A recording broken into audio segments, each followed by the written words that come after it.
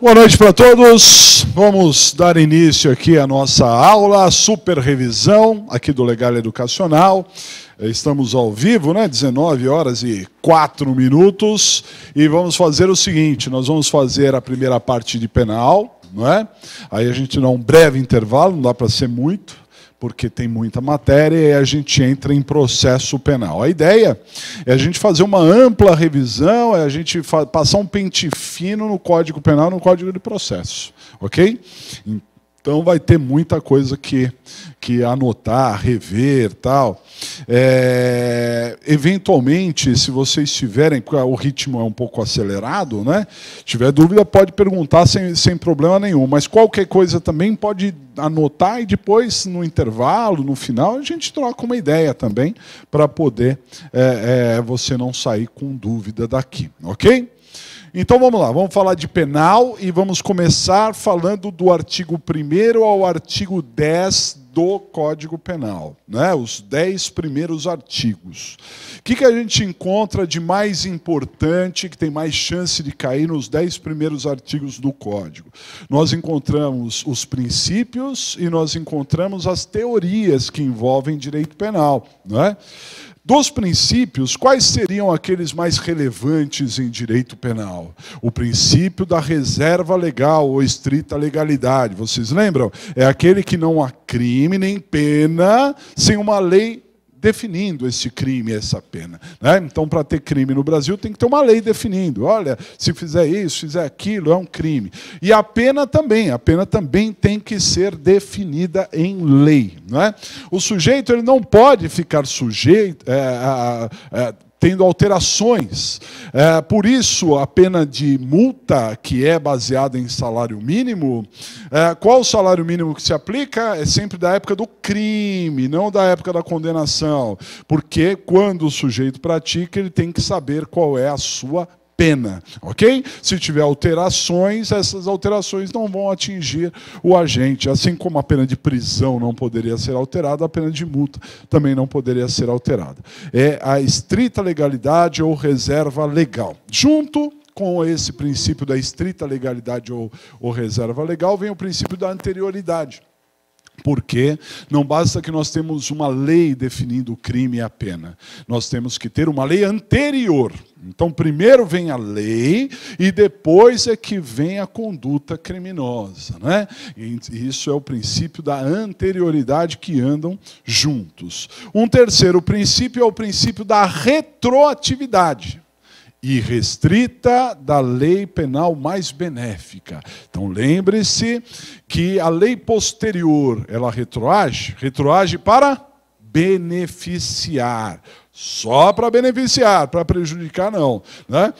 A retroatividade é irrestrita. Até mesmo uma sentença condenatória com trânsito em julgado, e essa expressão trânsito em julgado, ela é pesada.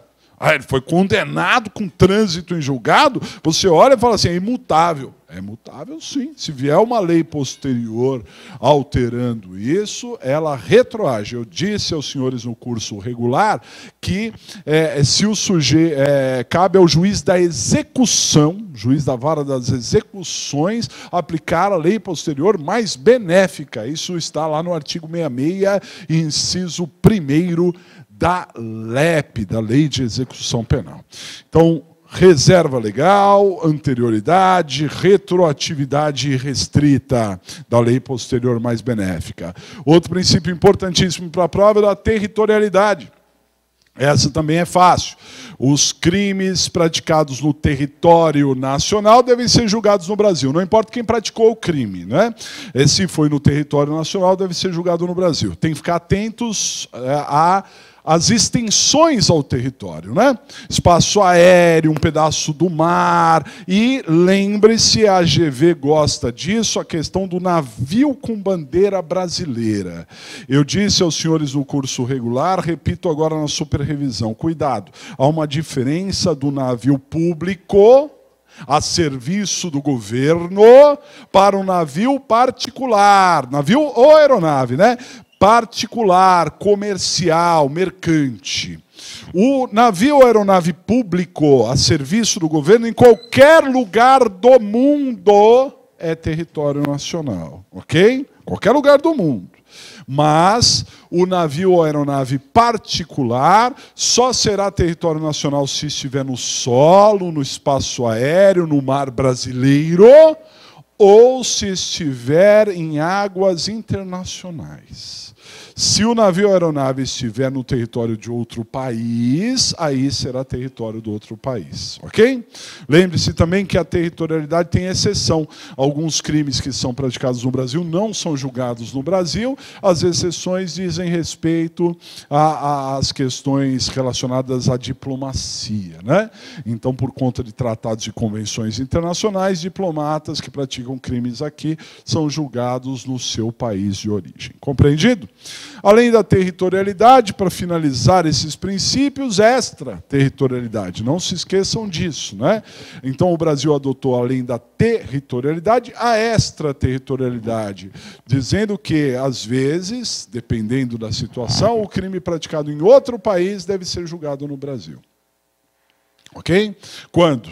Por exemplo, quando o brasileiro for vítima no estrangeiro, o presidente da República, mais precisamente, né, for vítima de crime contra a honra ou contra a liberdade no outro país, né?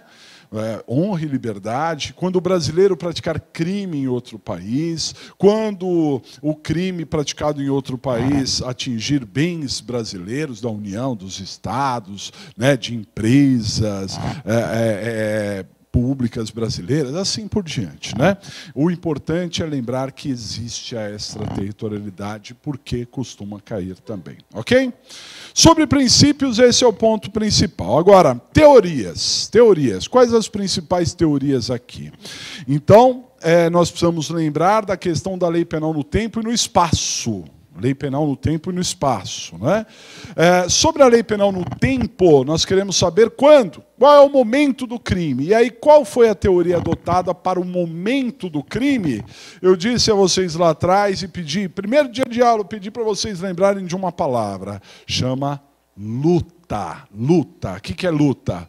Lugar, ubiquidade, tempo, atividade. Então, quando eu pergunto qual é o momento do crime, quando o crime é praticado, atividade, é o momento da ação ou omissão. Quando eu pergunto qual é o lugar do crime, onde o crime foi praticado, aí a teoria é da ubiquidade. Lembram-se que é ubiquidade? Para o direito penal, o lugar do crime é o lugar da ação ou omissão, é o lugar do resultado, ou o lugar em que deveria ser produzido o resultado. Todos esses três são chamados lugares do crime. O sujeito atirou num lugar, a pessoa morreu em outro, o crime foi praticado nos dois lugares. Essa é a ideia. Luta, lugar, ubiquidade, tempo, atividade, não se esqueçam disso. Também vamos lembrar da questão da lei penal especial. Vocês lembram o que é lei penal especial? Em que a lei penal é especial? A lei penal é especial no que diz respeito à vigência. Então, lei penal especial é aquela lei que tem uma vigência de curta duração. Ela não dura muito tempo, né? Nós temos dois tipos de leis penais especiais, que são as leis temporárias e as leis excepcionais. Temporárias e excepcionais. Lembram disso? Então, a temporária é aquela que tem uma vigência pré-determinada. O legislador fala, ó, esse crime será crime desta data até aquela data. Isso é uma lei temporária. E a lei excepcional? A lei excepcional é aquela que depende de uma excepcionalidade, guerra, revolução, cataclismo, epidemia, etc. Então a lei durará enquanto a sociedade padecer de uma anormalidade. Não se esqueçam disso. Lembre-se da ultratividade da lei penal. Isso tem chance de cair. Ultratividade da lei penal. O que é isso? Vamos imaginar que o sujeito praticou um crime que estava previsto numa lei temporária. Era um crime que só era crime em 2017. Só 2017 era o crime. Mas chegou 2018 e ele ainda não foi julgado. Ele pode ser julgado em 2018? Pode ou não pode? Pode, porque no que diz respeito a essas leis especiais, tanto a temporária quanto a excepcional, nós temos a ultratividade da lei penal. O que é a ultratividade? A lei não está em vigor para as pessoas em geral, não está mais, era crime só em 2017, não é crime hoje, mas continua produzindo efeitos para quem praticou crime quando era crime. Continua produzindo efeitos para quem praticou crime quando era crime. Compreendido? Isso é uma lei excepcional. Perfeito? A excepcional ou temporária, que tem a ultratividade da lei penal. De acordo? Muito bem. Dos 10 primeiros artigos, esses são os pontos principais. Do artigo 11 até mais ou menos o 19, o que nós vamos encontrar aí de mais importante no Código Penal? Do 11 ao 19. Bom, aí é uma faixa muito importante porque fala da teoria geral do crime, né? Então nós vamos encontrar alguns assuntos, algumas classificações importantes. Por exemplo, o crime pode ser consumado e pode ser tentado. Então aqui a gente entra naquela história do iter criminis, itinerário do crime, caminho percorrido pelo crime, iter criminis. Nós falamos que esse é um dos assuntos principais da prova. As fases do crime são importantes de ser analisadas porque em alguns momentos o agente pode ser punido, em outros não. Ok? Então, quais são as fases do crime? Vamos relembrar. Cogitação, preparação, início da execução, consumação e exaurimento. Vou falar de tudo isso de novo. Então, olha lá. Cogitação, preparação, início da execução, consumação e exaurimento. As duas primeiras fases, elas não são punidas, né? Ninguém pode ser punido por cogitar a prática de um crime, que é um pensamento, às vezes exteriorizado, e nem por se preparar para praticar um crime, né? Com uma exceção, nós falamos sobre isso aqui. Qual é o crime que pune a preparação para outro crime? É terrorismo. Lá na lei de terrorismo, tem um crime que é praticar atos de terrorismo e outro crime que é praticar atos preparatórios para o terrorismo, né?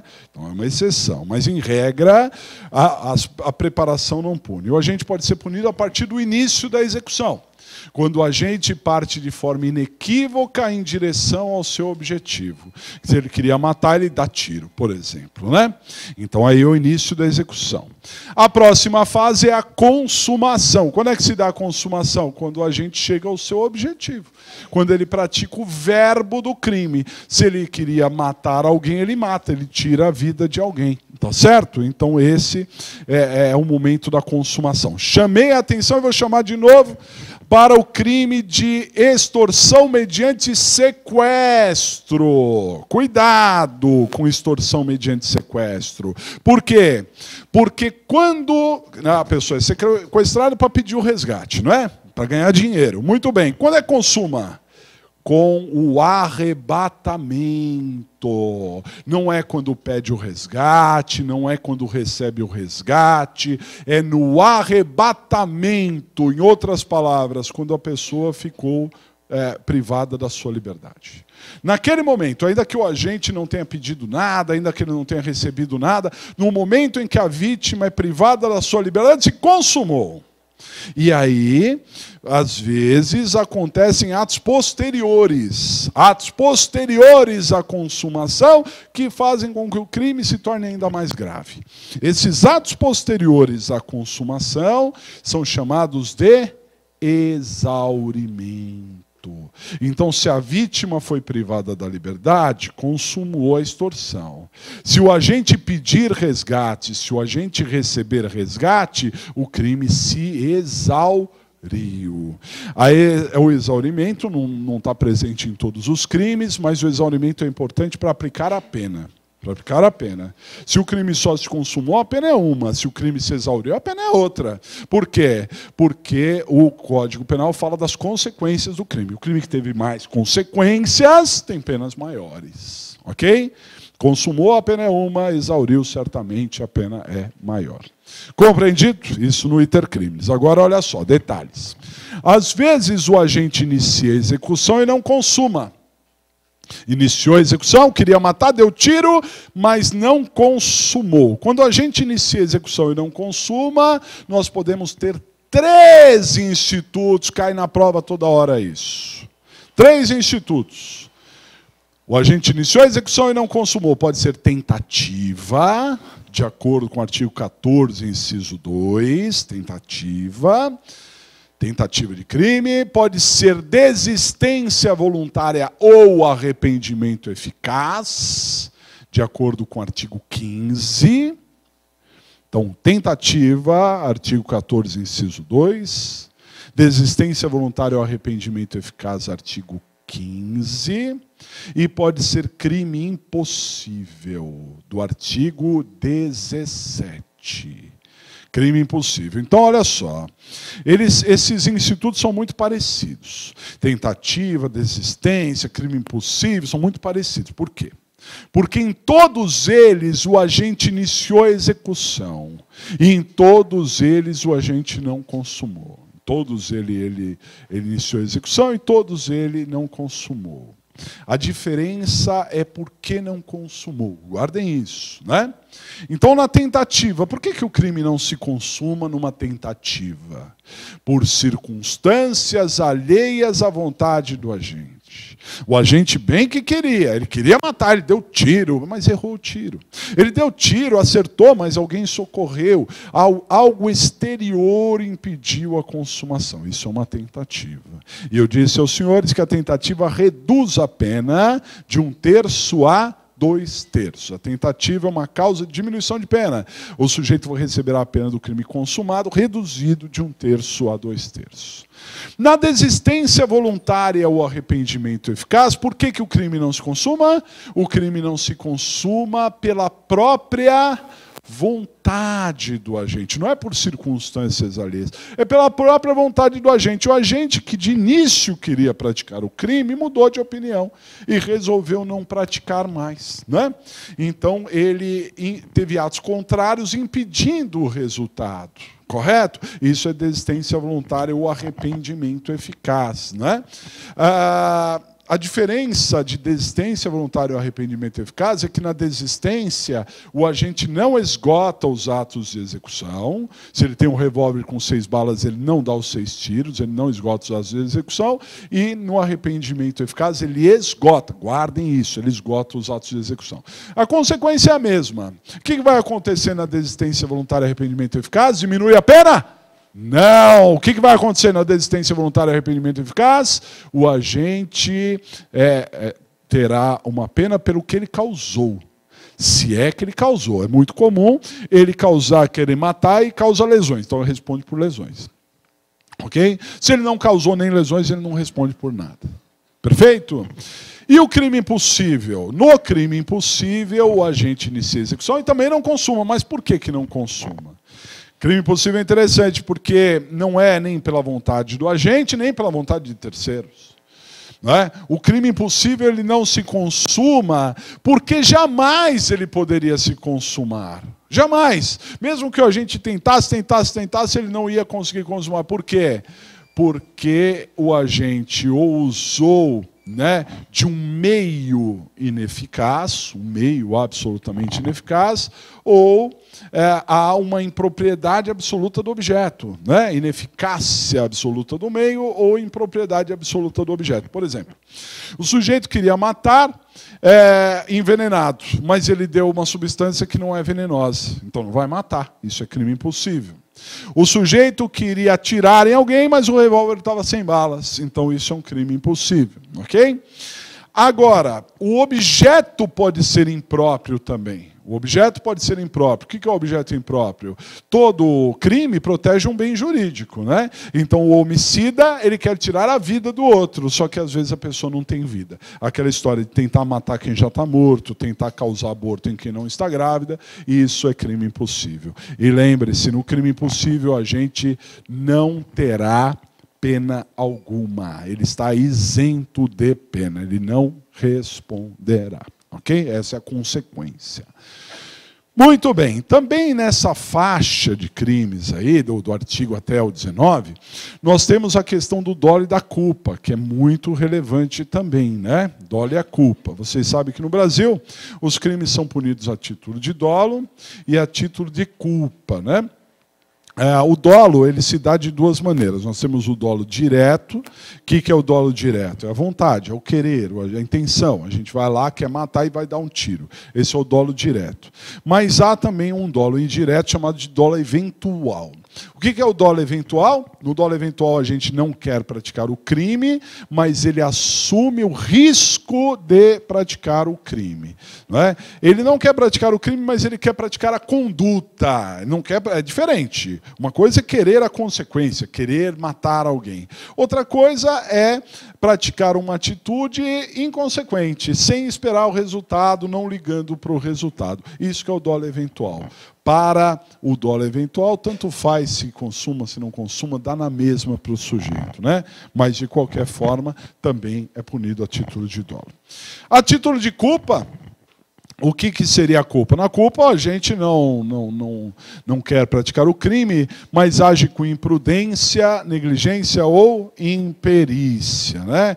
Lembro aos senhores que para ter crime culposo tem que estar previsto na lei, não são todos os crimes que têm a modalidade culposa, ok? Só tem modalidade culposa aqueles crimes que o legislador escolheu.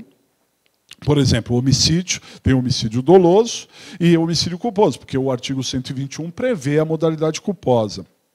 Mas o aborto, por exemplo, só tem a modalidade dolosa, não tem a culposa. Né? O estelionato, o furto, só tem a modalidade dolosa. Ok? Desta maneira, se o agente agir culposamente, a mulher está grávida e ela foi imprudente e perdeu o filho. O fato é atípico, porque não há a previsão legal para um aborto culposo. Né? Também devo lembrar os senhores a questão da culpa consciente. O que quer dizer isso? Né? A maioria das culpas são inconscientes, porque quando a gente pratica um crime culposo, geralmente ele está desatento, ele não está prestando atenção. Ok? Ele está dirigindo e mudando o rádio, conversando no celular. Há aí pesquisas que indicam que o celular é muito pior do que a bebida alcoólica. Muito pior. Né? Gera muito mais acidentes. O sujeito embriagado dirige melhor do que o sujeito ao celular. É só o que a gente vê, né? Só o que a gente vê. Parou no semáforo, o sujeito não sai do lugar. Por quê? Porque está já mandando uma mensagem, interagindo, tal. É um negócio complicado, né? Precisa mudar os hábitos aí. Bom, de qualquer forma, geralmente a culpa é inconsciente, porque o sujeito está distraído e não está percebendo o que está acontecendo. Mas existe a culpa consciente. O que seria a culpa consciente? Na culpa consciente, o sujeito está atento. Ele sabe que aquilo pode acabar mal. Ele sabe que pode dar tragédia aquilo ali, mas ele acredita na sua habilidade. Ele acha que ele é o bom. Ele acha que ele é o bom e aquilo não vai, né, acontecer com ele, porque ele é o bom, imagina, eu sei dirigir, né, eu sou bom. Né? Qual é a grande diferença de dolo eventual e culpa consciente? Cuidado, isso cai toda hora também. Né? Qual é a grande diferença de dolo eventual e culpa consciente? Porque, antes de falar da diferença, a igualdade. Em que o dolo eventual e a culpa consciente são idênticos? Nos dois há previsibilidade.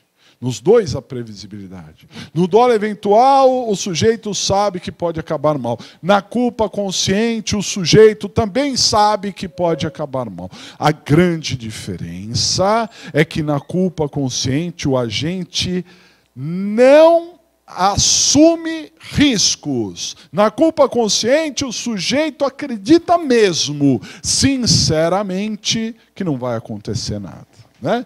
No dolo eventual, tanto faz. Pode acontecer, pode não acontecer, mas na culpa consciente ele acredita que não vai acontecer e acaba acontecendo. Compreendido? Isso é importante, hein? Guardem esse item também. É claro que a gente está pulando algumas coisas, né? Mas é que eu estou tentando passar um pente fino aí nesses assuntos de uma maneira geral. Do artigo 20 até o artigo 31, do artigo 20 até o 31, nós tratamos de 3 assuntos. Do 20 ao 31 tem 3 assuntos fundamentais. Senhores, são os assuntos que mais caem na prova. De todos, é essa faixa que mais cai na prova. Acho que valeria a pena, inclusive, até mesmo amanhã, até mesmo domingo de manhã, dar uma olhadinha do 20 ao 31. Porque são os assuntos que mais caem na prova. Inevitavelmente, eu diria, vai cair alguma coisa daí. Porque sempre cai. Dá para entender? Quais são esses 3 assuntos? Excludentes de ilicitude, excludentes de culpabilidade e também coautoria e participação. Né? São 3 assuntos que estão nessa faixa aí. Excludente de ilicitude, excludente de culpabilidade e também coautoria e participação. Não é? Então vamos a eles. Primeiro, excludente de ilicitude. Para que nós tenhamos um crime, além dele ser típico, ou seja, além dele estar previsto na lei, ele tem que ser ilícito, ruim, pernicioso. Não é? Quando o legislador ele cria um tipo penal, ele observa na sociedade condutas ruins. Ele não criminaliza condutas boas, condutas saudáveis, né? Ele só criminaliza condutas ruins, condutas reprováveis, antissociais, antinaturais, né? Então o legislador olhou, viu um cara matando o outro e falou, isso é errado, isso não é natural, né? Então ele colocou lá na lei, matar alguém. Então vejam só, a princípio, quem mata alguém pratica um crime. Por quê? Porque está praticando ao mesmo tempo um fato típico e também ilícito, ruim, pernicioso, antinatural, antissocial. Portanto, um crime típico e ilícito, né? Mas acontece que tem algumas situações que transformam aquilo que num primeiro momento era ilícito em algo lícito. O que é isso que transforma o que era ilícito em algo lícito? As excludentes de ilicitude, como é o caso da legítima defesa, né? Então, se o sujeito matar, num primeiro momento, ele pratica crime, que é um fato típico e ilícito. Mas se ele matar em legítima defesa, é um fato típico, mas não é ilícito. Logo, não é crime. Matar em legítima defesa não é crime, porque quando a legítima defesa exclui a ilicitude, ela exclui o próprio crime, né? Porque se não é ilícito, não é crime. Compreendido? Entenderam? Muito bem. O Código Penal tratou de 4 excludentes de ilicitude. Vamos relembrar, que é o estado de necessidade, a legítima defesa, o estrito cumprimento do dever legal e o exercício regular do direito. Essas são as 4 excludentes de ilicitude. As 4 hipóteses legais, repito, estado de necessidade, legítima defesa, estrito cumprimento do dever legal e também o exercício regular do direito. Embora o legislador tenha pensado nessas 4 hipóteses, né, há de se lembrar que tem outras causas. Tem outras causas também, que vão ser trazidas pela doutrina e pela jurisprudência. As causas legais são essas, mas tem outras causas que são chamadas de causas supralegais. Então, além dessas causas legais, poderão existir as causas supralegais, né? Que a doutrina e a jurisprudência trazem. Muito bem. E excludentes de culpabilidade, né? Importantíssimo. Por quê? O que é culpabilidade? Culpabilidade é o mesmo que responsabilidade. Culpabilidade é a mesma coisa que responsabilidade, né? Quando eu pergunto quem é o culpado, eu quero saber quem é o responsável, não é? Muito bem. Há um brocardo jurídico, lá do direito romano, que diz nulla poena sine culpa. Eu disse aos senhores, nulla poena sine culpa. Tradução, não há pena sem culpa. Então, quando nós estudamos o assunto culpabilidade, nós queremos saber se o sujeito terá ou não terá pena. A culpabilidade é um pressuposto da pena, para saber se o sujeito terá pena ou não terá pena e qual a quantidade de pena, né? É por isso que eu avalio a tal da culpabilidade. Perfeito? Muito bem. Agora, como é que eu vou saber se o sujeito tem ou não tem culpa? São 3 os elementos da culpa. 3. Para que o sujeito tenha culpa, ele tem que ter os 3 ao mesmo tempo. Se eventualmente faltar um desses elementos, nós teremos uma excludente de culpabilidade. Ok? O sujeito estará isento de pena. Quais são os 3 elementos da culpa? Primeiro, capacidade de discernimento. Capacidade de discernimento, que é o poder de se autoconduzir. O poder de saber o que é certo ou errado, a imputabilidade, ok? Então o sujeito, para ter culpa, ele tem que ser imputável, ele tem que ter capacidade de discernimento. Às vezes o sujeito não tem. E por que ele não tem a capacidade de discernimento? Porque ele é doido, não é?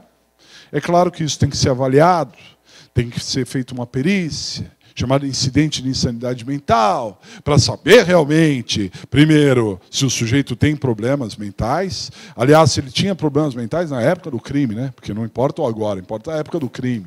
E segundo, se esses problemas interferiram na capacidade de discernimento, porque não basta ter problemas mentais, tem que ter uma influência na capacidade de discernimento, né?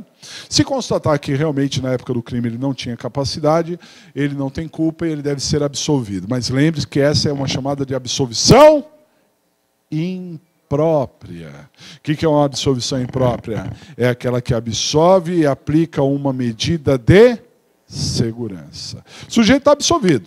Uma sentença absolutória não tem nenhum tipo de consequência condenatória, né? Mas ele tem que submeter a um tratamento. A propósito, quais são as medidas de segurança? São 2.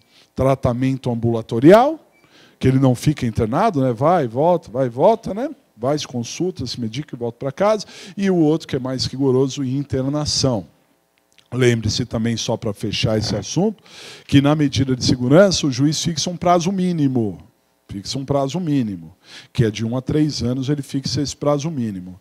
Agora, o prazo máximo ou é a cessação da periculosidade, né? Ou o máximo da pena em abstrato. Cessação da periculosidade ou o máximo da pena em abstrato, o que chegar primeiro. É isso que se aplica em termos de medida de segurança, né? Bom, eu disse, na culpa, primeiro elemento, capacidade de discernimento. O que poderia também tirar a capacidade de discernimento, além da doença? O que mais que poderia tirar a capacidade de discernimento? Embriaguez. Isso, importante a embriaguez, mas lembre-se sempre que a embriaguez que tira a culpabilidade é a embriaguez completa por caso fortuito ou força maior. A embriaguez voluntária não tira a culpabilidade. O sujeito responde normalmente. O que tira a culpabilidade é a embriaguez completa por caso fortuito ou força maior. Quando se fala de embriaguez, não é só por álcool, é por drogas e substâncias entorpecentes análogas. Diga.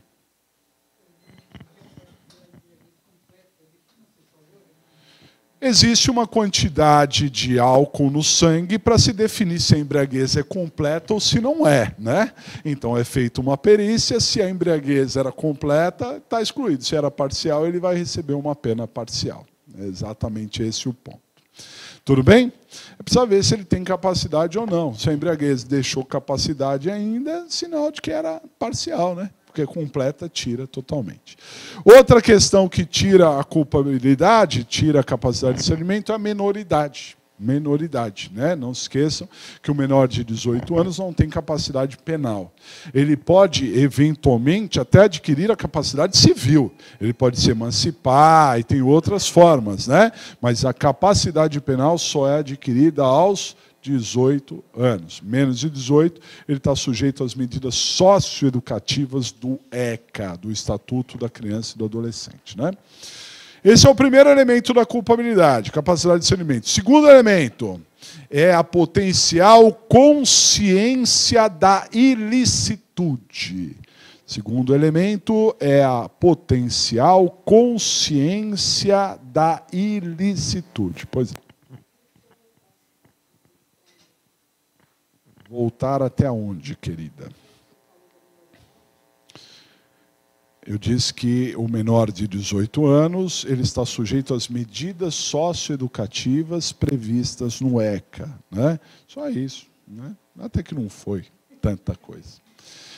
Muito bem. Bom, voltando. Então, o segundo elemento, a primeira é capacidade de discernimento, né? Segundo elemento, potencial consciência da ilicitude. Não basta que o sujeito esteja no pleno gozo das suas faculdades mentais. Além de estar no gozo das suas faculdades mentais, ele tem que saber que está praticando um crime. E muitas vezes ele não sabe. Ele não sabe que está praticando um crime, né? Porque ele está em erro. E aí o assunto ó concura aqui, que cai toda hora, é o chamado erro de tipo. Erro de tipo cai toda hora, impressionante, né? Na primeira, na segunda fase, erro de tipo se repete, ok? O que é o erro de tipo? No erro de tipo, o sujeito pratica o tipo penal. A conduta dele se enquadra perfeitamente no tipo penal, mas ele se confunde com um dos elementos do tipo. Eu dei exemplo aqui. Imagine que o sujeito leve embora, né? Aqui em São Paulo hoje está chovendo, né? Então, um monte de gente com guarda-chuva. Tá certo? Então, deixou o guarda-chuva num canto lá e ocorre frequentemente da pessoa levar o outro guarda-chuva de outra pessoa, né? Então, se eu pegar o guarda-chuva de outra pessoa, o que eu estou fazendo? Eu estou subtraindo para mim uma coisa alheia móvel. Eu estou enquadrado perfeitamente no tipo penal do furto, ok? Porque eu estou pegando coisa alheia móvel, para mim, ponto, né? Mas é uma confusão, uma falsa noção da realidade. Por quê? Porque eu não imaginava que o guarda-chuva é da outra pessoa, achava que era o meu. Então eu não imaginava que era coisa alheia. Então, quando o sujeito pratica o tipo penal, mas ele se confunde com um dos elementos do tipo, uma das palavras que compõem o tipo penal, ele está diante de um erro de tipo. Vale lembrar aos senhores que o erro de tipo pode ser essencial ou acidental. Qual é a diferença? No essencial, a gente não sabe que é crime. E por ele não saber que é crime, aí ele tem benefício, exclui o dolo, e em alguns casos também exclui a culpa. Tá certo? Mas o erro de tipo essencial exclui o dolo. O sujeito não vai responder por dolo. Né? Por outro lado, o erro acidental. O que seria o erro acidental? O agente sabe que é crime. Ele errou. Ele errou com relação à pessoa, ele errou com relação à coisa, ele errou na execução. Ele errou, mas ele sabe que é crime assim mesmo. Então, ele responde na medida da sua intenção. De uma maneira geral, ele responde na medida da sua intenção. Diga.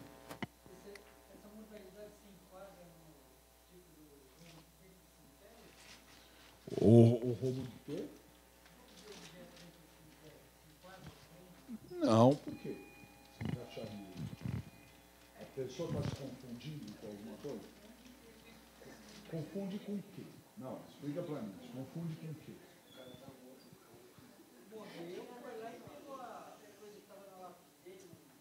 Não, mas ele está se confundindo porque ele está pegando o que não é dele. Não importa se a pessoa está morta ou não está morta. Ele está pegando o que é dele, não está? Não está pegando o que é alheio? Então não tem confusão. Não tem confusão. Responde normalmente. Muito bem. Esse é o erro de tipo, né? E também outros erros. Às vezes uma pessoa leva a outra a erro, né? Engana. Isso, na teoria, é bem fácil. Imagine que um amigo pediu para o outro amigo levar drogas, ele nem sabia que era droga. Tá certo?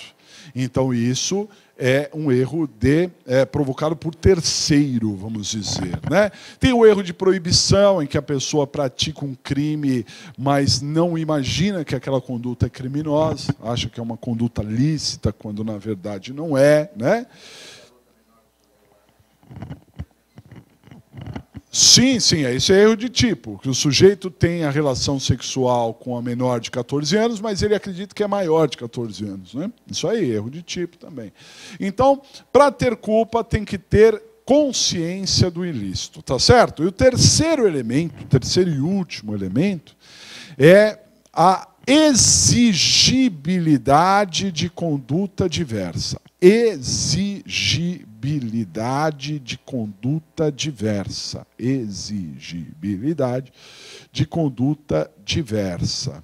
Então, para o sujeito ele responder, né, para ele ter culpa, deve ser exigível do sujeito uma outra conduta. Né? Ele tem que ter opção de escolha, a opção entre escolher de praticar o crime ou não. Vamos entender de outra maneira. Se o sujeito não tem opção, a única opção é praticar o crime porque, por exemplo, ele está sendo coagido a praticar o crime, né? Então ele não tem opção. Ou ele pratica o crime ou ele pratica o crime. Ele não tem opção. Então ele não tem culpa. Por que ele não tem culpa? Porque eu não posso exigir desse sujeito outra atitude. Eu mesmo, se tivesse na mesma situação, faria a mesma coisa. Né? Sim, o gerente do banco, quando o ladrão sequestra a sua família, tal, então ele tem que colaborar com o roubo. Dá para entender? E ele não pode ser punido por isso, porque ele não tem outra conduta, não dá para praticar outra conduta. Se o sujeito tinha opção, ele responde. Se ele não tinha opção, ele não responde. Essas são as chamadas excludentes de culpabilidade, assunto que cai muito, com muita frequência, hein? Atenção. E para finalizar esse pedaço aí do código, né?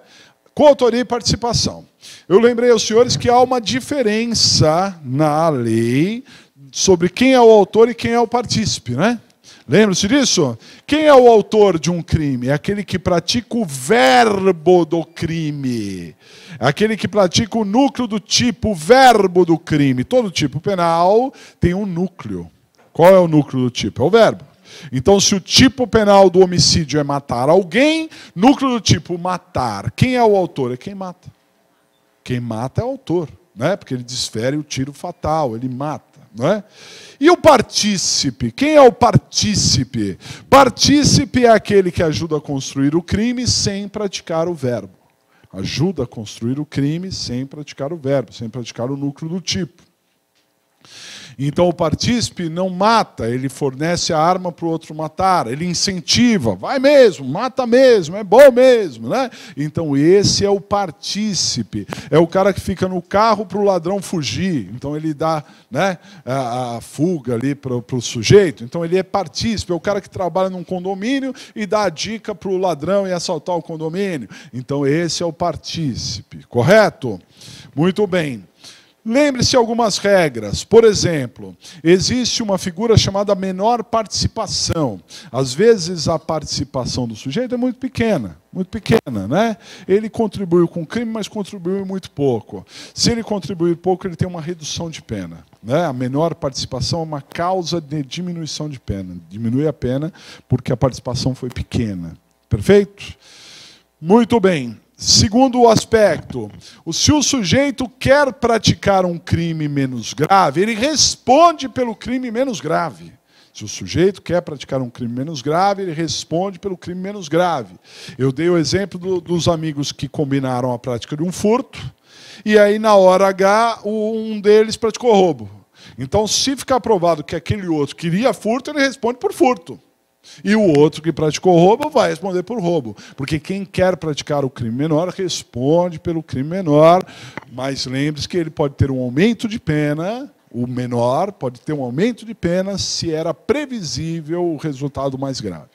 né? Diante da previsibilidade. Estava na cara que ia ser o crime mais grave, né? Ele responde pelo crime menor, mas terá um aumento de pena em razão da previsibilidade. Também, para finalizar, lembre-se do artigo 30, e o artigo 30 tem uma sentença muito importante. Diz assim: as circunstâncias de caráter pessoal não se comunicam.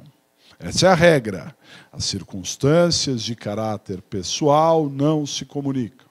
Um é primário, não interfere na reincidência do outro, nem a reincidência interfere na primariedade do um. Tá certo? As circunstâncias de caráter pessoal não se comunicam, mas tem uma ressalva. O artigo diz: salvo se forem elementares. Então, as elementares se comunicam. Lembre-se disso. As elementares se comunicam, né? Então, eu dei um exemplo. Eu sou funcionário público, né? E eu vou lá na administração pública e pego alguma coisa. Isso chama peculato. Peculato. Tudo bem? Aí eu convido um dos senhores que não é funcionário público para me ajudar. Eu respondo por peculato e os senhores também responderão por peculato, porque embora os senhores não sejam funcionários públicos, a minha condição de funcionário público se estenderá aos senhores, porque se trata de uma elementar. As elementares se comunicam, né? Então é muito importante guardar esse aspecto também. Tudo certo até aqui? Muito bem. Agora nós vamos entrar numa faixa enorme do Código, que vai do artigo 32 até mais ou menos o artigo 100, do artigo 32 até o artigo 100, que é a teoria da pena. Teoria da pena. Até agora nós focamos no crime, mas agora nós vamos falar da teoria da pena e os aspectos principais da teoria da pena, ok? Que estão lá do artigo 32 até o artigo 100, mais ou menos. Bom, o sistema de penas do Brasil é chamado de sistema vicariante. O que quer dizer isso? Ou o sujeito recebe uma pena ou uma medida de segurança, né? Então, não dá para ter as duas ao mesmo tempo, ou pena ou medida de segurança. Isso é o sistema vicariante. A medida de segurança nós já falamos, ela é aplicada na absolvição imprópria, né? O sujeito que não tinha culpa, mas era perigoso, precisava se tratar. Essa é a medida de segurança. E a pena é aplicada para quem for condenado. Então, se o sujeito for condenado, ele inevitavelmente receberá uma pena, ok? Nós temos 3 tipos de penas. Quais são as 3 penas? Privativas de liberdade, restritivas de direito e pena de multa. Essas são as 3 penas que nós temos: privativas de liberdade, restritivas de direitos e também a pena de multa. São as 3 penas que nós temos, ok? Falando um pouco da pena privativa de liberdade. Privativa de liberdade, o sujeito fica restrito no ir e vir, né?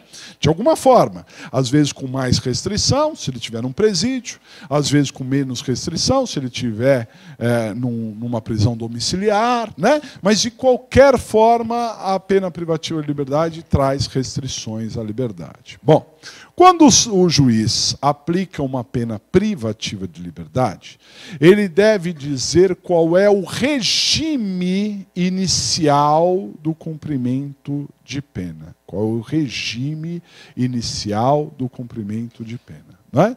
E nós temos 3 regimes. Quais são os 3 regimes? Fechado, semiaberto e aberto. São os 3 regimes: fechado, semiaberto e aberto. Só recapitulando, que regime é o conjunto de regras que o condenado irá cumprir. Então, se o juiz manda o sujeito para a cadeia, ele dá um conjunto de regras, né? Alguns regimes têm um rigor maior, são regras mais rigorosas, e outros, regras mais brandas, né?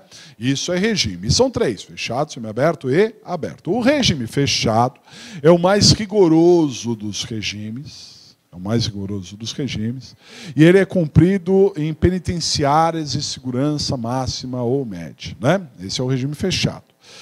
Cumprido em penitenciárias de segurança máxima ou média. O sujeito pode trabalhar, sim, no regime fechado, pode trabalhar internamente, né? Há condições de trabalho em presídios, e atenção, hein, ele pode trabalhar externamente em obras públicas. Então, o regime fechado possibilita o trabalho externo em obras públicas. Principal característica do fechado, isolamento noturno. Não esqueçam disso, de vez em quando cai.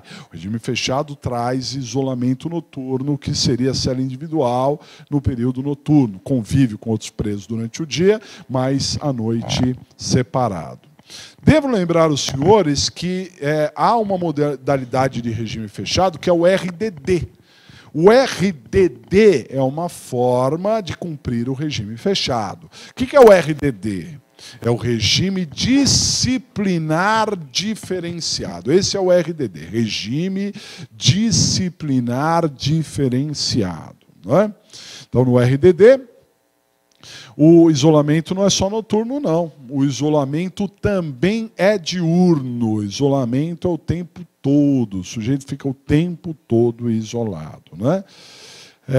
No RDD, o sujeito tem só direito a 2 horas de banho de sol por dia, visitas semanais por menos tempo, de uma forma mais rigorosa também. E quanto tempo uma pessoa pode ficar no RDD? Ela pode ficar no RDD por 360 dias, não é um ano, hein? 360 dias. 360 dias que podem ser renovados por mais 360, mas não pode ultrapassar 1/6 da pena. Não pode ultrapassar 1/6 da pena. 360 dias, renováveis por mais 360, não pode passar de 1/6 da pena, né? Quem vai para o RDD é quem faz parte de organização criminosa, né? E também aqueles que cometeram faltas graves, né? Que possam, de alguma forma, interferir, né? na cela, no presídio, nos outros presos. É isso, basicamente, né? O regime semiaberto é menos rigoroso. O regime semiaberto, ele é cumprido em colônias. Regime semiaberto cumprido em colônias agrícolas, industriais ou similares. Então, o regime semiaberto é o regime de colônias, que são agrícolas, industriais ou similares. Ok? Muito bem. No regime semiaberto, o sujeito pode trabalhar, evidentemente, se é uma colônia agrícola industrial, ele trabalha lá dentro, né? Mas ele também pode trabalhar externamente na iniciativa privada. Regime semiaberto possibilita o trabalho externo na iniciativa privada. Principal característica do semiaberto, possibilidade de saídas temporárias. As saídas temporárias, elas ocorrem no semiaberto. Então, o sujeito, o que seriam essas saídas temporárias? Datas comemorativas, né? Natal, Ano Novo, Dia das Mães, Dia dos Pais, semana que vem tem, né? Às vezes o preso ele não sai na data certa, às vezes por uma questão de logística, né? Alguns saem uma semana antes, outros saem uma semana depois, né? Eles vão parcelando isso, mas ele tem direito a essas saídas e, além dessas saídas, também para estudo, né? A saída temporária é para estudo também. Quem determina a saída temporária é o juiz da execução, tá? Não é automático, é o juiz da execução que faz essa análise. Mas existe uma outra saída que chama permissão de saída. Não confundam, porque a permissão de saída pode ser até no fechado, né? Mas a permissão de saída é escoltada. A permissão de saída é definida pelo diretor do presídio. Em casos urgentes, por exemplo, para ir para um hospital, para ir no enterro do pai. Isso é permissão de saída. Saída temporária é no semiaberto, ok? E o regime aberto? Regime aberto é o mais brando de todos, que é aquele em que o sujeito fica livre durante o dia e se recolhe à noite na prisão, né? Para dormir na prisão chamada casa de albergado. Então ele fica livre durante o dia e se recolhe à noite na casa de albergado. Não tendo casa de albergado, ele vai se recolher na sua própria casa. Ele fica livre durante o dia e tem que se recolher à sua própria casa no período noturno. Isso chama prisão albergue domiciliar. Ok? Então, fica aí, prisão albergue domiciliar é porque ele está no regime aberto e não tem casa de albergado. Então, ele fica livre e tem que ficar à noite em casa. Perfeito? Muito bem. O sujeito ele começa num desses regimes, mas ele pode migrar. A migração de regime chama como? Como é que chama a migração de regime? Pode ser progressão ou regressão. Progressão ou regressão, né? Progressão no sentido de melhorar, não de aumentar, de melhorar. Ele progrediu, ele melhorou. E regressão no sentido de piorar, né? Piorou, regrediu. Progressão. A progressão é a passagem do regime mais rigoroso para o menos rigoroso. Melhorou a situação, né? Ele passou do regime mais rigoroso para o menos rigoroso. Quando é que o sujeito progride? Que é um benefício, então. Quando é que ele progride? Em regra, ele precisa ter mérito pessoal, precisa ter mérito, e também ele precisa cumprir 1/6 da pena. Tendo mérito e cumprindo 1/6 da pena, isso já lhe faculta a progressão, né? Mas eu disse aos senhores que há 2 exceções. Primeira delas, crimes contra a administração pública. Nos crimes contra a administração pública, além de mérito, bom comportamento carcerário 1/6, também precisa indenizar a administração. Então ele precisa de mérito 1/6 e indenização da administração quando o crime for contra a administração pública. Outra exceção, para crimes hediondos ou equiparados a hediondos. Não esqueçam disso, é importante, né? Porque nos crimes hediondos, a partir do ano de 2007, antes é 1/6, tá? Mas a partir do ano de 2007, não é 1/6 mais. Não é? Ele precisa de mérito, mas ele não é 1/6. Então, quanto que é a partir de 2007? 2/5 se o sujeito for primário e 3/5 se ele for reincidente. Então, até 2007, para crimes hediondos, era 1/6 e mérito. De 2007 para cá, não é 1/6. É mérito e 2/5 se o sujeito for primário e 3/5 se ele for reincidente. Ok? Muito bem. E o que seria a regressão? Regressão já não é um benefício, é um malefício, né? A regressão ela se dá na passagem do regime menos rigoroso para o mais rigoroso. Piorou a situação do regime menos rigoroso para o mais rigoroso. Menos rigoroso para o mais rigoroso. Então, essa é a chamada regressão. Ok? Piorou a situação. Para regredir, 3 motivos para a regressão. Primeiro, se o sujeito cometer falta grave, ele pode regredir. Primeiro motivo para regressão, cometer falta grave. Cometeu falta grave, pode regredir. Segundo motivo, cometer um crime. Então, se ele está cumprindo pena e cometeu um crime, ele regride. E o terceiro motivo é receber uma nova pena. Não é cometer um crime, é receber uma nova pena que, somada à pena anterior, impeça a continuidade no regime. Porque, às vezes, a pena é pequena, dá um regime aberto, né? Mas aí ele recebe uma outra pena maior, aí já não dá mais para ficar no aberto, tem que regredir, tá certo? Então, se ele cometeu falta grave, se ele cometeu outro crime, ou se ele recebeu uma nova pena que, somada à pena anterior, impeça o regime, é um caso de regressão. Compreendido? Muito bem. Alguns benefícios de quem está preso, cumprindo pena. Remissão. Então, o que é remissão? Que aqui ela é escrita com C cedilha, né? Remissão, não com 2 S, e sim com C cedilha. O que é a nossa remissão aqui? 3 por 1. Lembre-se disso, remissão é 3 por 1.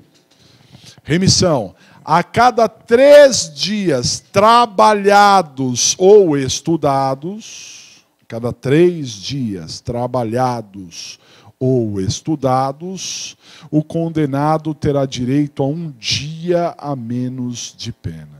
A cada 3 dias trabalhados ou estudados, o condenado tem direito a 1 dia a menos de pena. Ok? Bom, o trabalho tem que ser efetivo, o trabalho, né? Não é limpar a cela, né? Trabalho mesmo. E o estudo também tem que ser efetivo, né? Tem que ser pelo menos 12 horas de estudo a cada 3 dias. Pelo menos 12 horas de estudo a cada 3 dias. Hoje já até existe regra de leitura de livros. Sujeito que lê livros e faz resenhas lá, tal. Mas não se preocupe com isso, né? Seria uma forma de estudo também. Vale destacar aqui esse assunto, é que antigamente, quando o sujeito cometia falta grave, ele perdia todo o tempo remido. Se ele cometesse falta grave, tudo aquilo que ele conquistou, ele perdia. Hoje ele perde apenas 1/3. Então, se ele cometer falta grave, ele perde 1/3 do tempo remido. Essa é uma mudança. E outra mudança também importante é que antigamente não existia isso, só a partir de 2011 que passou a existir, que é o caso do sujeito se formar. Se ele estudar e se formar no curso, ele ganha 1/3 a mais. 1/3 a mais no tempo remido.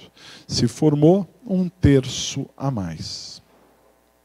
Compreendido? Muito bem. Um outro benefício importante é a detração. Detração. O que seria a detração? Detração é o desconto na sanção do tempo de prisão provisória ou internação. Isso é detração. Desconto na sanção do tempo de prisão provisória ou internação. Então, o tempo que o sujeito ficou preso em flagrante, preventivo, desconta da pena. Mesmo que seja 1 dia. Ele foi preso em flagrante 1 dia e foi liberado. Aquele 1 dia vai descontar da sua pena. Tudo bem? É o tempo de prisão provisória ou de internação. Deixa eu só...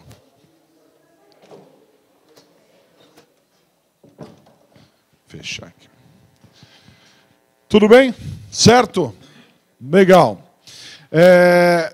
A segunda espécie de pena é a pena restritiva de direito, também chamada de pena alternativa. Pena restritiva de direito, também chamada de penas alternativas, né? Alternativa por quê? Porque ao invés do sujeito ir preso, ele vai cumprir a pena de uma outra maneira, de uma outra forma, né? Essa é a chamada pena alternativa ou restritiva de direito.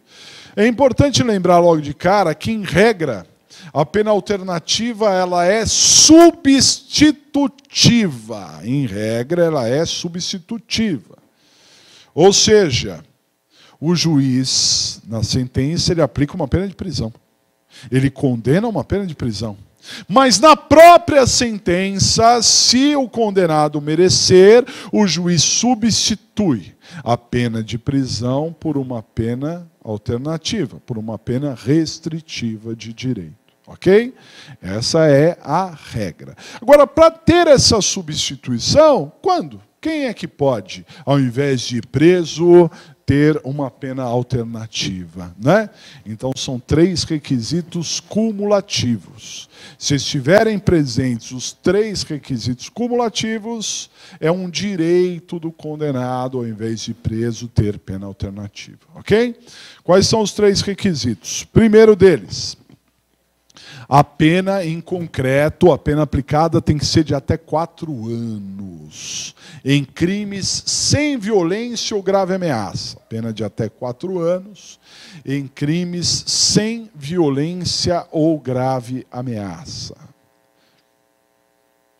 Então, uma pena de 1 ano pode ser substituída, 2, 3, 4, sim. 5, 10, 15, 20, não. Pode substituir no furto, sim, mas no roubo, não. Não é? Não pode ter violência ou grave ameaça. Compreendido?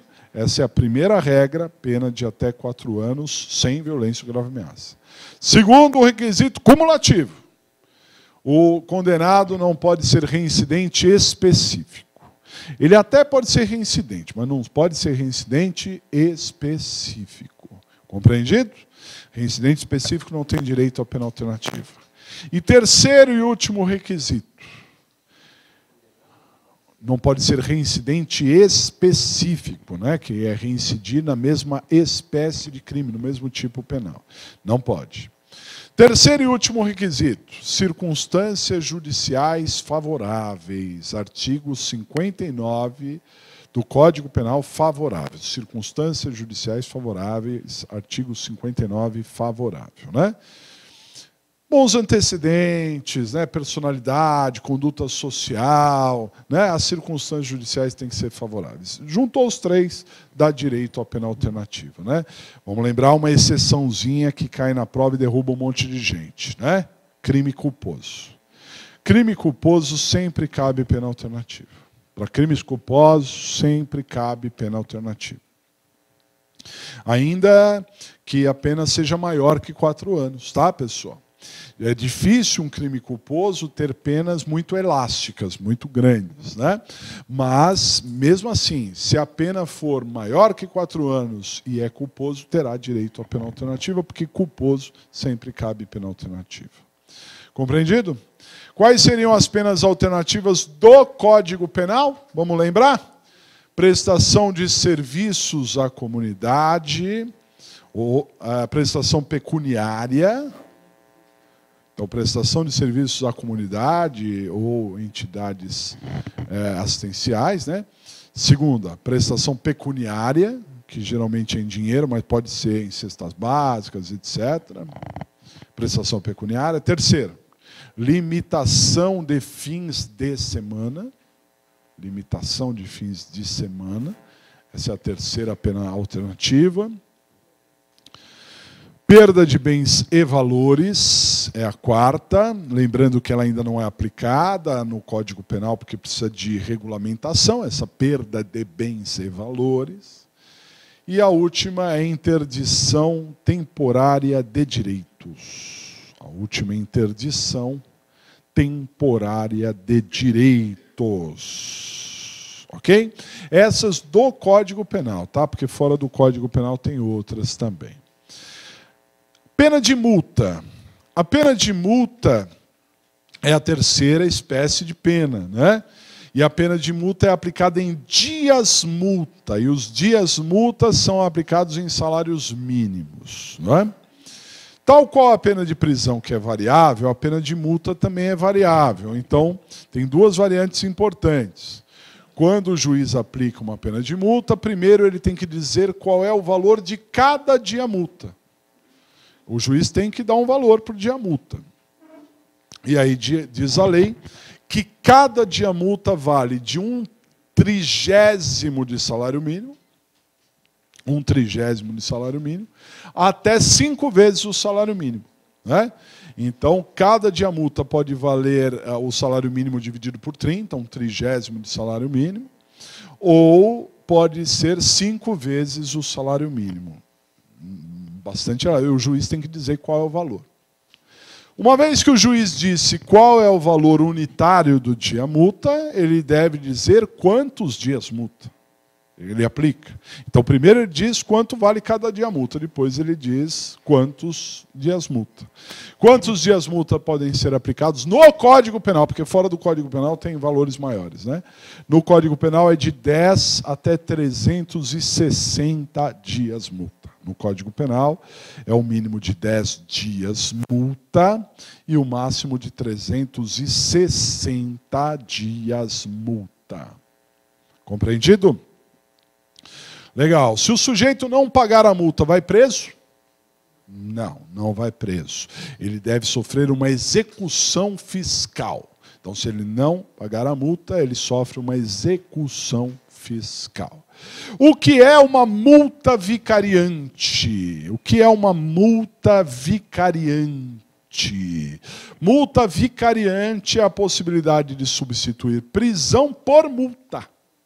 Então, isso é multa vicariante, a possibilidade de substituir a pena de prisão por multa. Ok? Isso é multa vicariante. Possibilidade de substituir a pena de prisão por multa. Muito bem. Agora, olha só. Quando que é possível a multa vicariante?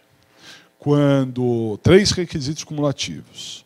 Quando a pena for de até 6 meses, o condenado for primário e circunstâncias judiciais favoráveis. São esses 3 requisitos. Ó. A pena até 6 meses, primário e circunstâncias judiciais favoráveis. Aí a pena de prisão será substituída por multa. Ok? Muito bem, como é que se aplica uma pena? Como é que se aplica uma pena? O juiz vai condenar o réu e ele vai aplicar a pena. Como é que se aplica uma pena? Através de um critério trifásico. A pena é aplicada em 3 fases. Lembre-se para a prova que o critério é trifásico. Ele passa por 3 fases. Quais seriam as 3 fases de aplicação de pena? Primeira, circunstâncias judiciais. Então, a primeira fase, o juiz analisa o artigo 59 do Código Penal, as circunstâncias judiciais.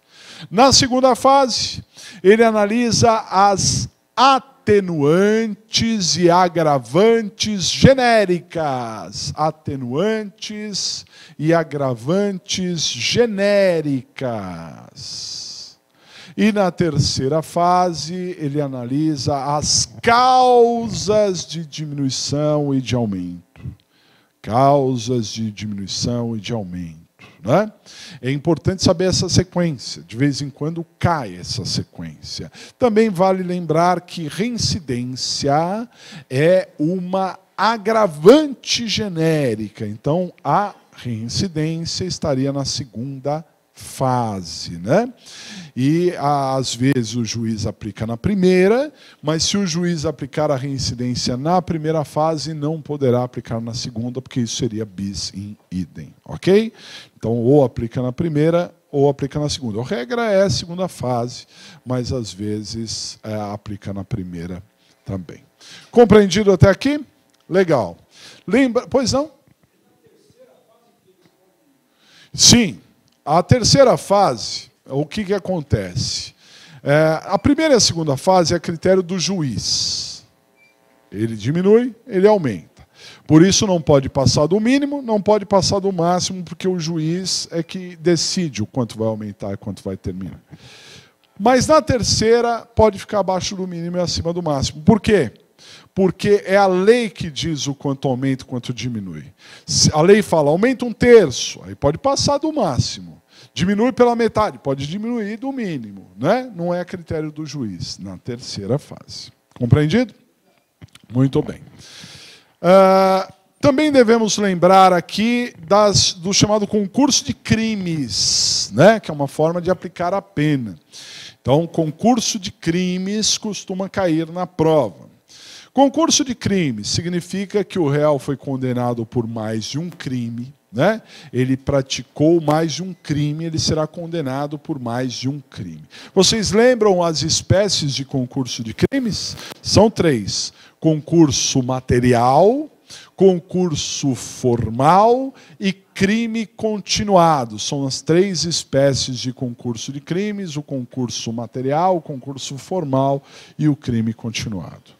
No concurso material, o agente, através de 2 ou mais ações ou omissões, dá causa a 2 ou mais resultados dentro de um único contexto. né? Duas ou mais ações ou omissões, dando causa a dois ou mais resultados dentro de um único contexto. Para ficar fácil, lembre-se do caso da Suzane Richthofen. No mesmo contexto, foi lá e bateu no pai, matou o pai. Foi lá e bateu na mãe, matou a mãe. Duas atitudes, dois resultados, dentro do mesmo contexto, as penas são somadas, né? Esse é o concurso material. Concurso formal.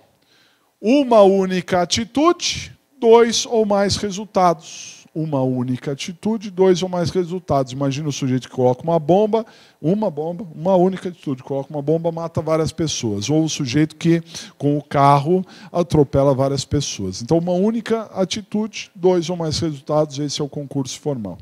E o crime continuado, na verdade, são crimes autônomos, né? Crimes autônomos, dois ou mais crimes autônomos, mas que são muito parecidos. Ele tem condições, são da mesma espécie, o tempo entre uma atitude e outra não passa de 30 dias, são praticados na mesma região, com o mesmo modus operandi. Então, são crimes autônomos, mas que são muito parecidos, então o legislador acaba juntando um crime com o outro, um é continuação do outro, né? Essas são as regras que já seria suficiente para vocês acertarem na prova. Compreendido? Lá no final da parte geral do Código Penal, nós temos um assunto também interessante, que é a extinção da punibilidade, né? O que é a extinção da punibilidade? O que é a extinção da punibilidade? Que está lá no artigo 107 e seguintes do Código Penal. Extinção da punibilidade. Na extinção da punibilidade, a extinção da punibilidade ela não analisa o crime e nem analisa o processo. Não é isso.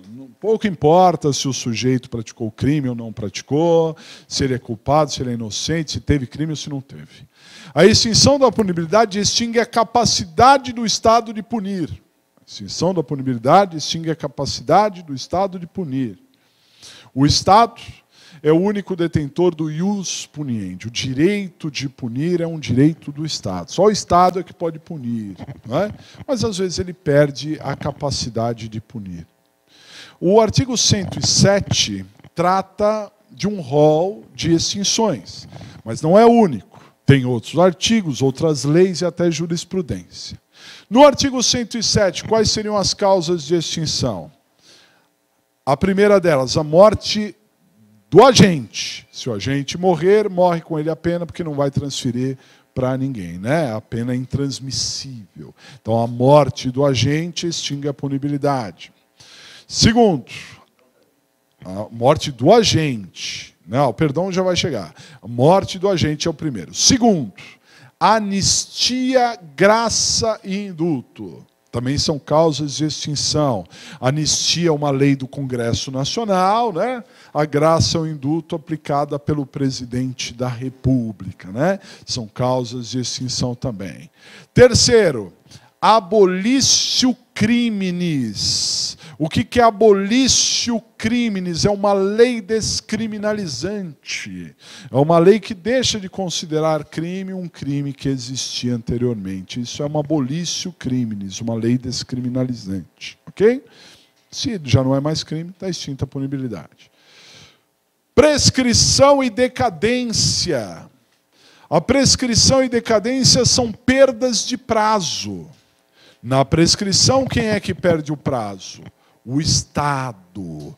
O Estado demora para punir ou para executar a pena. Se o Estado demorar para punir ou para executar a pena, prescrição.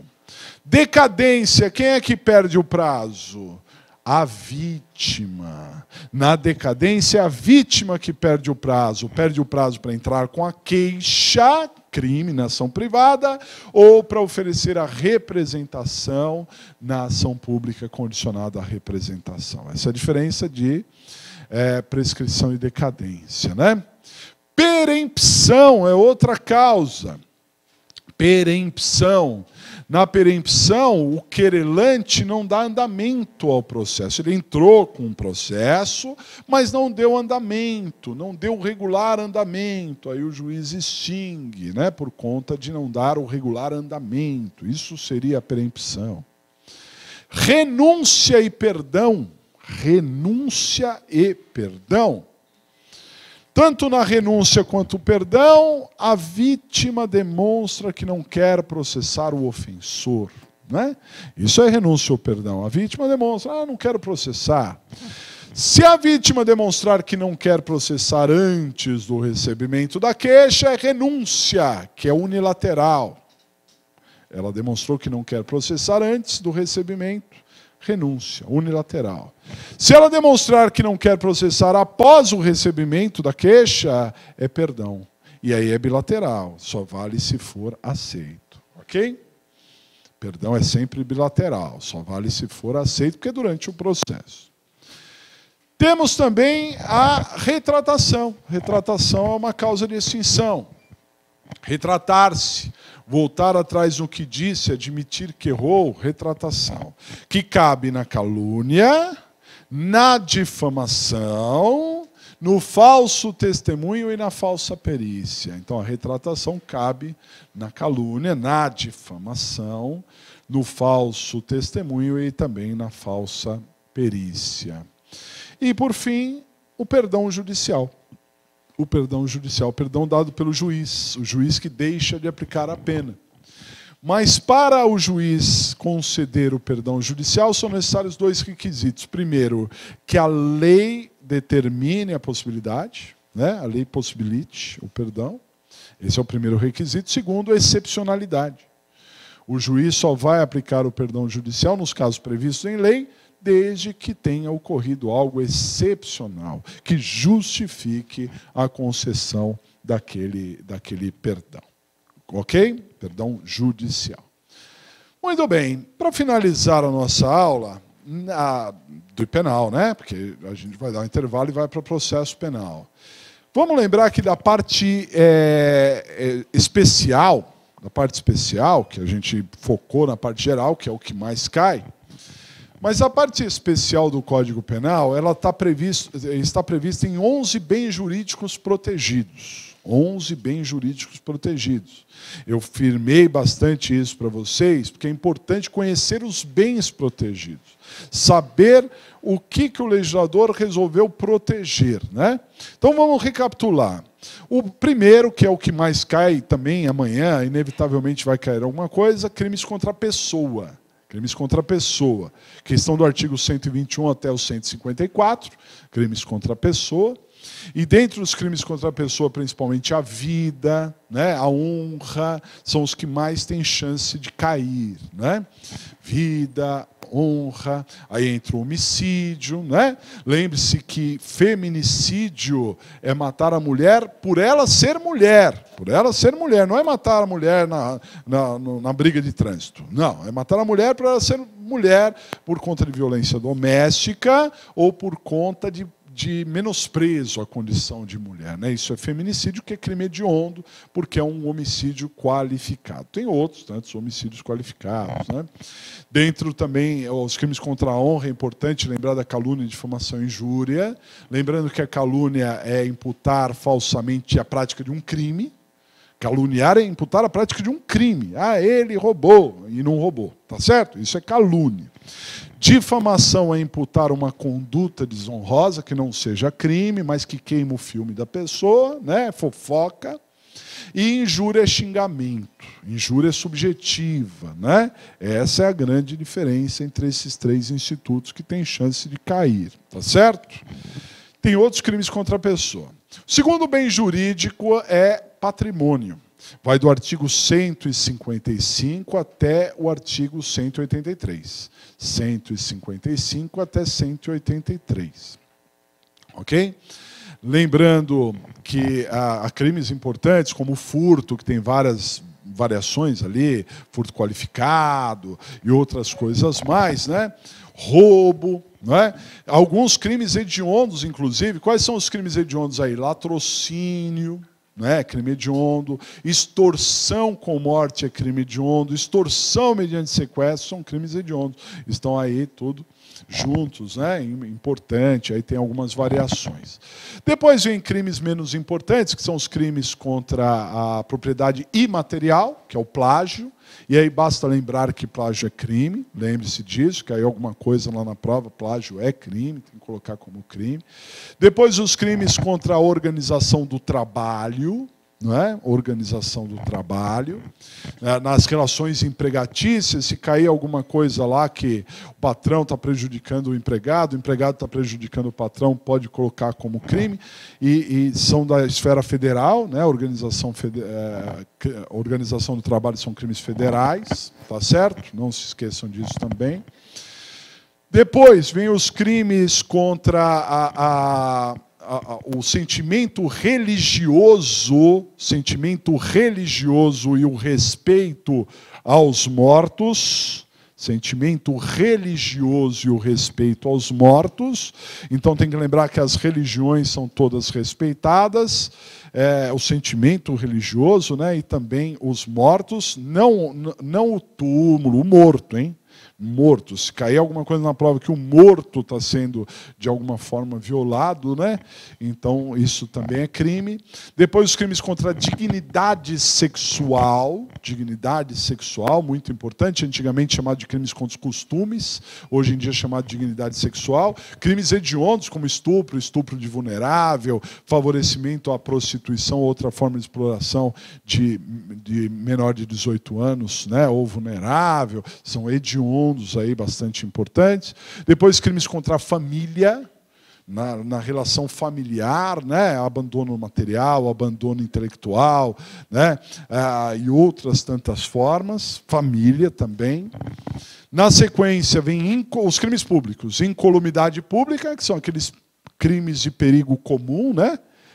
Desabamento, inundação, explosão, incêndio, essas coisas todas. Saúde pública entra aí também. Crimes contra a paz pública, não é? Que é a associação criminosa. Lembre-se de associação criminosa, toma cuidado, porque antigamente era chamado de quadrilha ou bando. Aí passou a se chamar associação criminosa e não precisa mais de 4 pessoas. Quantas pessoas? 3 ou mais para a prática reiterada de crimes. Não é para um crime só.